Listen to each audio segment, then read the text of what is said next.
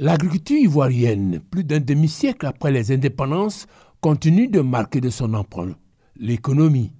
Et le slogan « Le succès de ce pays repose sur l'agriculture » est désormais une réalité.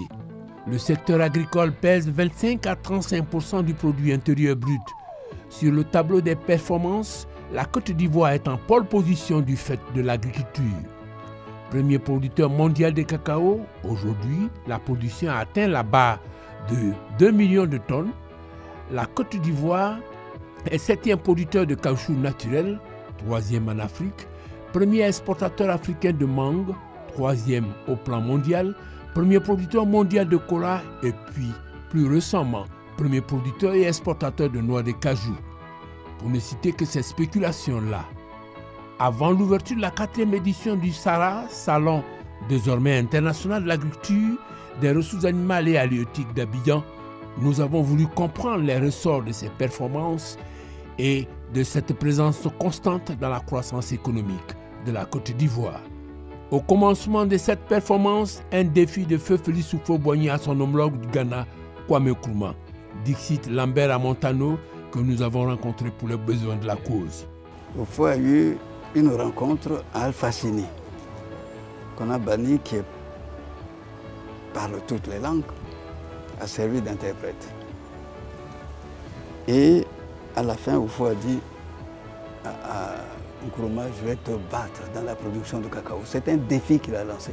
Houphouët ne lance pas un défi comme ça. Houphouët-Boigny n'a pas fait que parier. Il s'est donné les moyens objectifs de tenir son pari.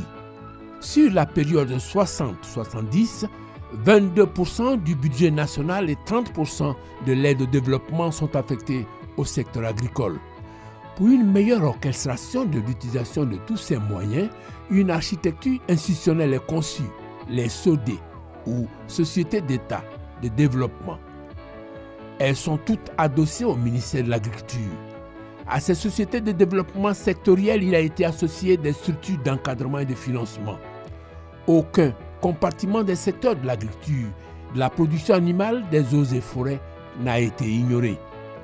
Résultat, le secteur agricole connaît une croissance significative de 60 en 1980. D'une valeur de 107 milliards en 1970, le secteur génère 170 milliards en 1980. Le défi du cacao est relevé en 1978 avec 360 000 tonnes contre 85 000 tonnes en 1960, 175 000 tonnes en 1970. Idem pour le café, 135 000 tonnes de café en 1965, la production passe à 350 000 tonnes en 1980. Fait notable de cette décennie de progrès, la réalisation de l'autosuffisance en riz. On vendait du riz aux pays voisins. Et puis il y a eu un peu de mauvaise gestion. On a supprimé la source de riz. C'est regrettable. Et depuis, nous sommes gros importateurs de riz. De plus, la production vivrière pour une population qui s'urbanise est au rendez-vous. À l'origine de ces performances, une recherche agronomique à nul autre pareil. Ils font un travail extraordinaire, je dirais nulle part au monde. Ils ont développé la culture du cacao et du café. À la clé, le slogan « La Côte d'Ivoire, terre de semences ». Voilà les origines de la puissance agricole de la Côte d'Ivoire. Une juste récompense des efforts fournis, le tout adossé à un réalisme. Seulement voilà, les avantages comparatifs sont dynamiques. Les SODE n'ont pas répondu entièrement à l'attente escomptée. Elles n'ont pas su être rentables dans la triple dimension économique, financière et sociale. Nous étions en 1983 et comme un malheur n'arrive jamais seul, les deux mamelles, le café et le cacao se portent mal. Les cours sont au plus bas. Les institutions de Bretton Woods vont se charger de faire maigrir l'éléphant. 1980-1990, voici les passes, programme d'ajustement structurel avec une donnée essentielle, l'État se retire de la gestion de la production, de l'encadrement et de la commercialisation. Sur la période, les performances se tiennent à un niveau appréciable. Le cacao franchit la barre du million de tonnes. Le palmier à huile se signale, le caoutchouc naturel, le coton et l'ananas ne sont pas en reste. Quand arrive Alassane Ouattara en 2011, le constat, l'agriculture est essoufflée.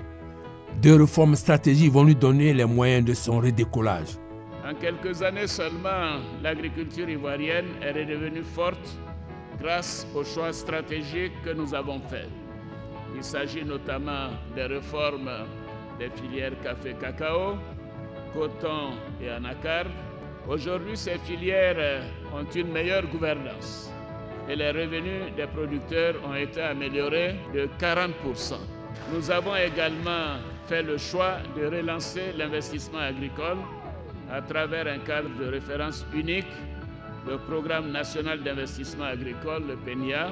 Le secteur est en train de reverdir, c'est vrai, mais il a besoin de se moderniser. Voilà tout l'enjeu de ce salon qui s'ouvre dans 48 heures pour que l'agriculture ivoirienne, voire africaine, cesse d'être dépendante de la pluie et du beau temps. Changement climatique oblige.